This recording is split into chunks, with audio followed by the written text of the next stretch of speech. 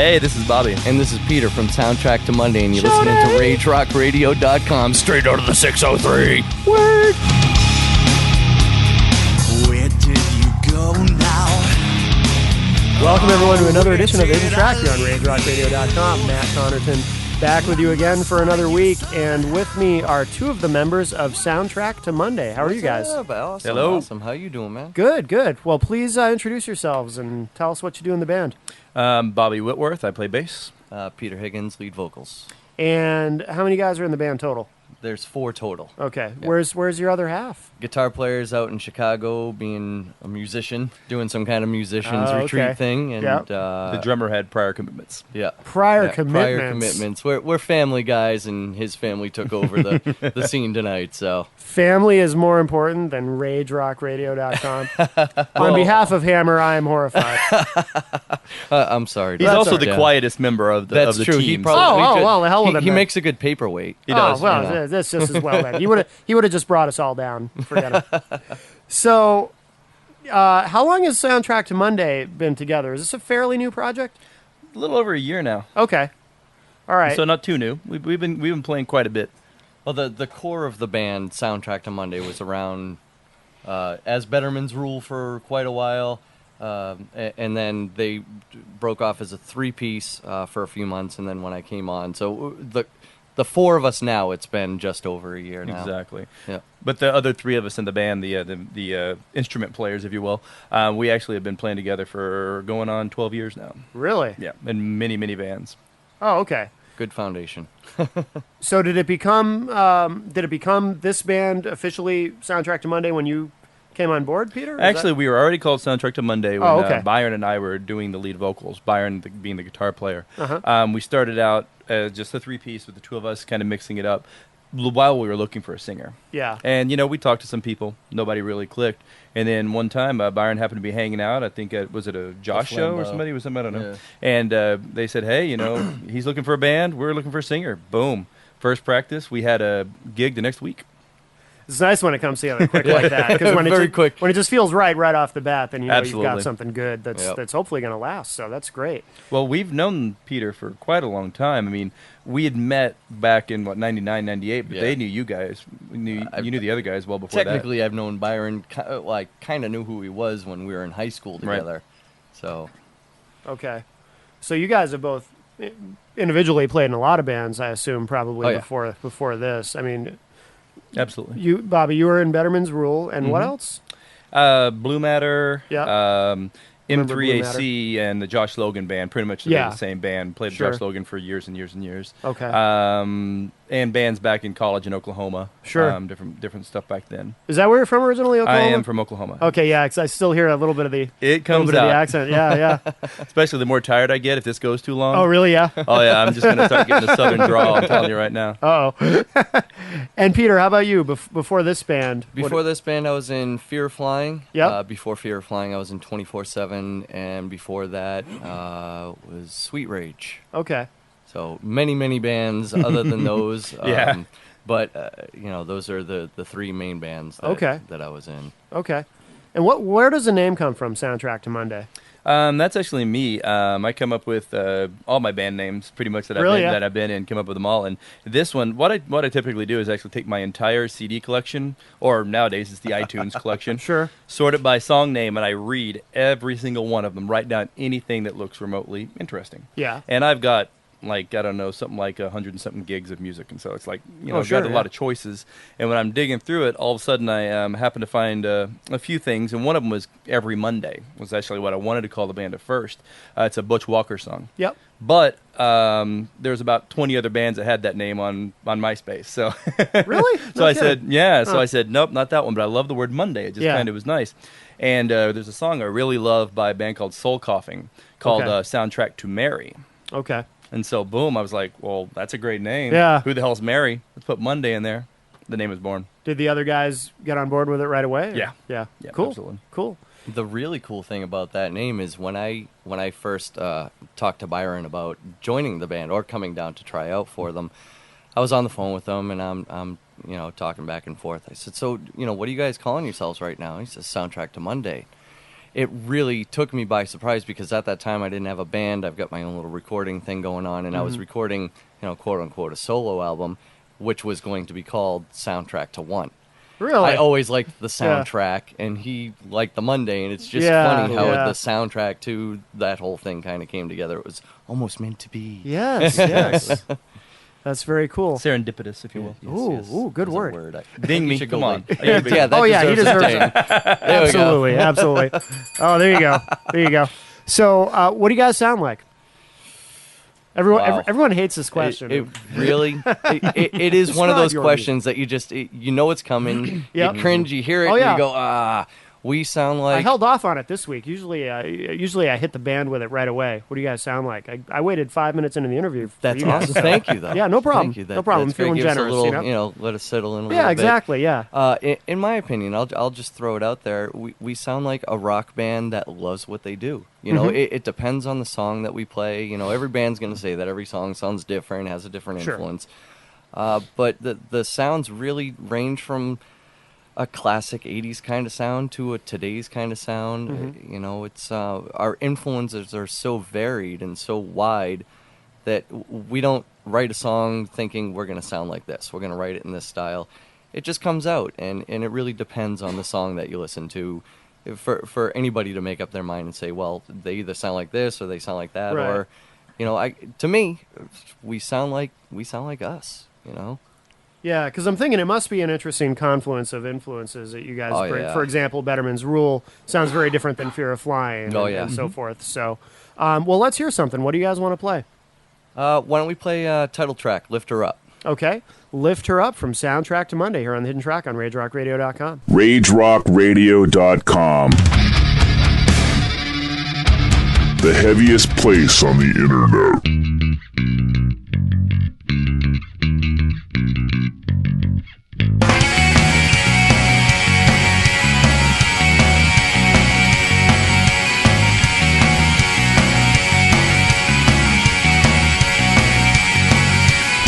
She wakes up in the morning, pops that pill into her mouth.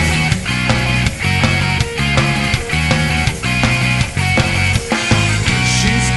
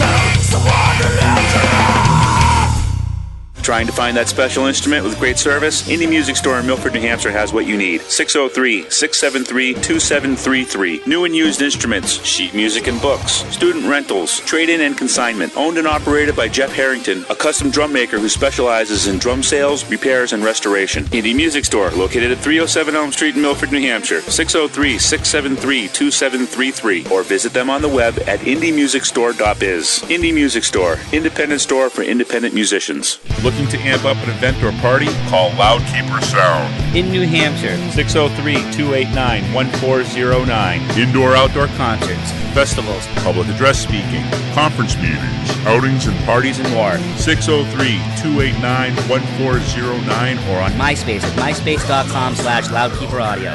top quality sound reinforcement for all your event needs. Drumlin Down Studios. Located in the foothills of New Hampshire Seacoast, Drumlin Down Studios is a state-of-the-art recording studio for all your recording needs at prices you can afford. Call 603-580-5339 or visit Drumlin Down on the web at drumlindown.com. No project is too large or too small. Call 603-580-5339 for information.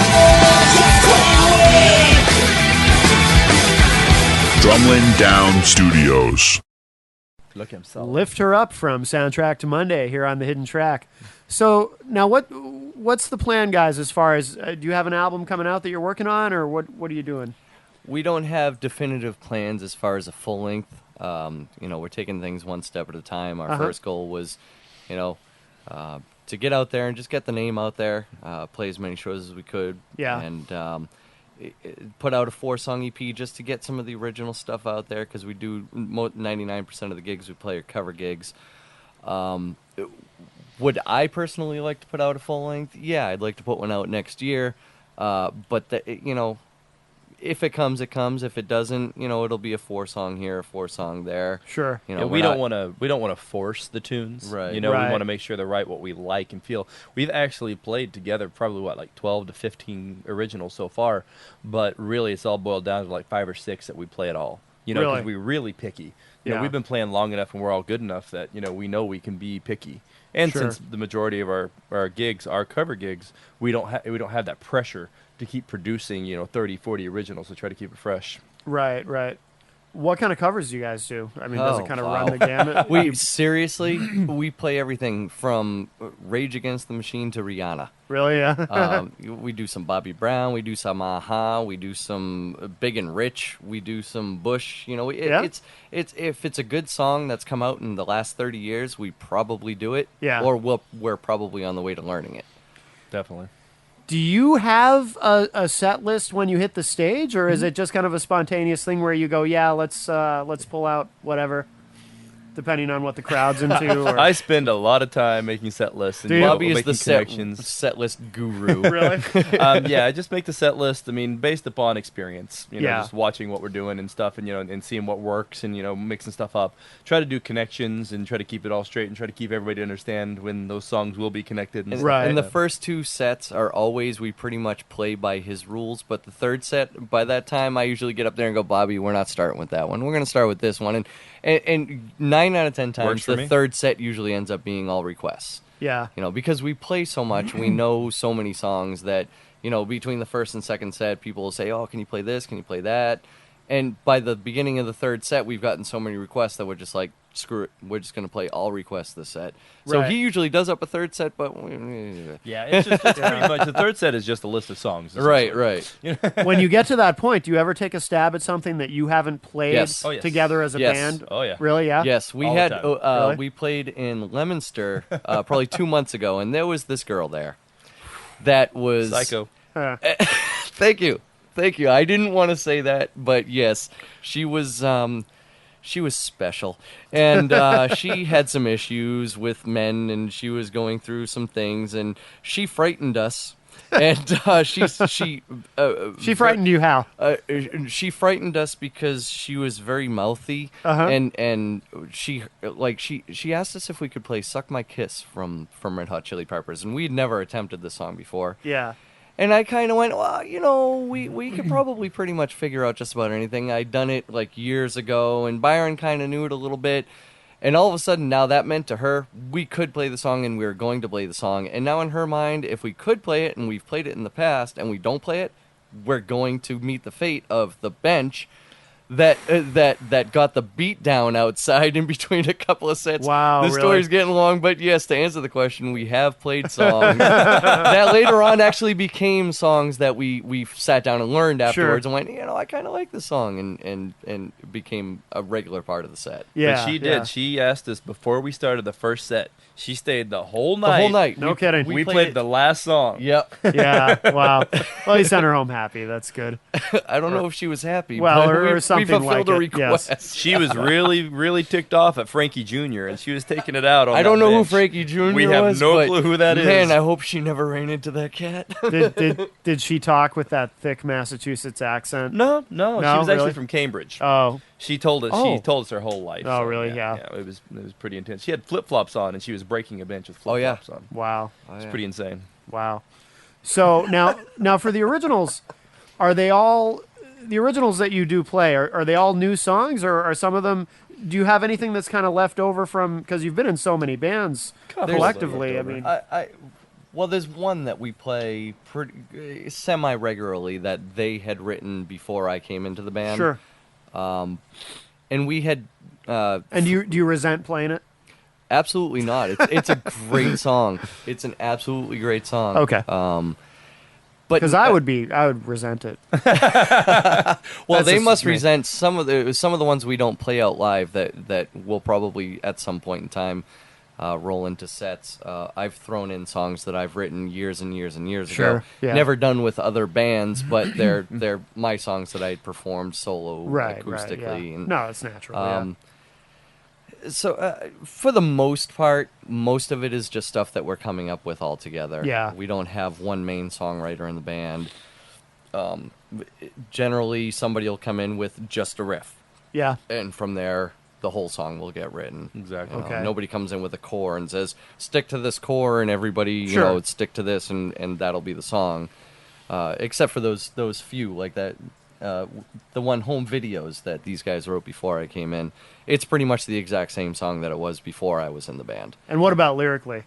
Lyrically, you wrote the lyrics to that. I right? wrote all of actual home videos from soup to nuts. But I think I changed one word on it. exactly. Sam changed one because he changed the phrasings of the song. Yeah. And it doesn't bother me. You know Yeah, what I mean? yeah. I mean, it's like I actually wrote that song, played with those guys, and didn't bother me when he sang it. Still Yeah. doesn't. It's not a big deal. Also, to any of the songs that Pete has brought in that he did before, definitely we don't resent playing those songs. Yeah, yeah. I mean, it's because they are what they are. We played Fear Flying songs before. Sure, sure. And there's no harm That's in that. right. No, and no. being musicians like say with Bedman's Rule and some other bands we've been in, we didn't write a darn thing. Yeah. We didn't write a single note of Bedman's Rule's lyrics, or most and 99% of the music was Right. was the old singer.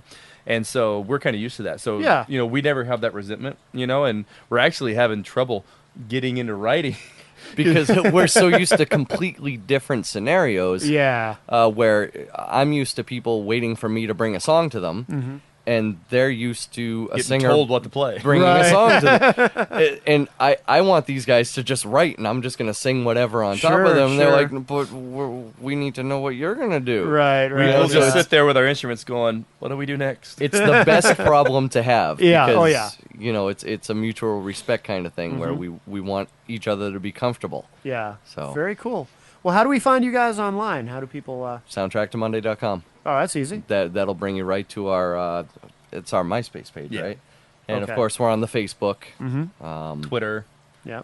all kinds of other things. I don't get the Twitter thing. Do you guys get the Twitter thing? I don't participate in it. I don't mean, get I it. get it, but it seems a little. To me, it takes the whole It's social. way too much work. Yeah, yeah. It takes the whole social networking thing a step too far. Yeah.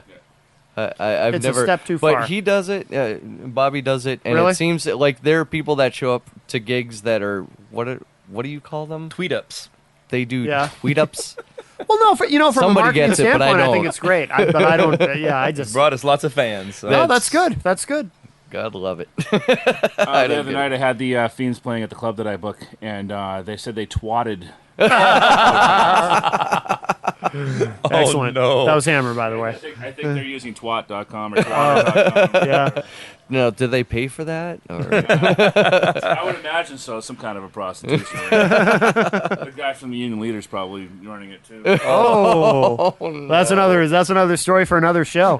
But so soundtracktomonday.com, so You got people it. can find out where to. You guys have a lot of shows coming up. I know you play pretty consistently, right? We do play pretty consistently. We're actually trying to book through the winter and the fall and the winter right now. We've got a few open dates, but yeah, we definitely got a lot of gigs. Good, coming up. good, okay. So everybody should hit the site to find out where to see you guys. Absolutely. And why don't we pick one more track to wrap up the show with? What do you guys want to play? All right, this will be track number 2. It's called Under Skin. Mm-hmm. Okay, very cool. And I want to remind everybody, Typhus will be here with us next week. So Peter and Bobby from Soundtrack to Monday, thanks very much for being here with us. Thanks for having us, man. All right, you. and this is Under Skin from Soundtrack to Monday on the Hidden Track on RageRockRadio.com. See you next week. RageRockRadio.com. American Metal Radio. The heaviest place on the internet.